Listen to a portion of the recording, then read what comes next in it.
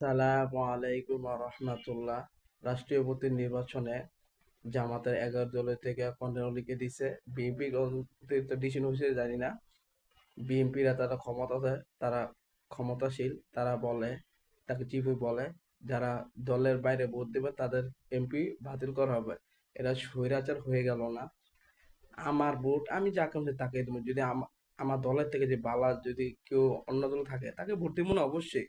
তার যারা দেশের ভালো হয়, জনগণের ভালো অবশ্যই দেব। যে রাষ্ট্রপতি হবে তার কাম কি হবে?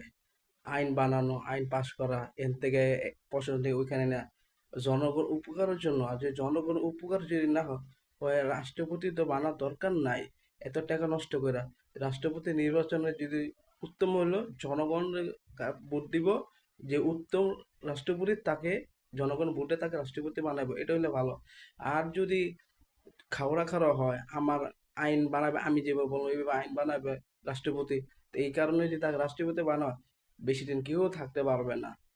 আল্লাহ কাছে দোয়া করে, আল্লাহ এরকম যদি তারা চিন্তা ভাবনা করে, আল্লাহ তাদের উপরে, এই গোষ্ঠীর উপরে এরকম একটা শাসক দাও আল্লাহ, যারা বর্তমান যারা আছে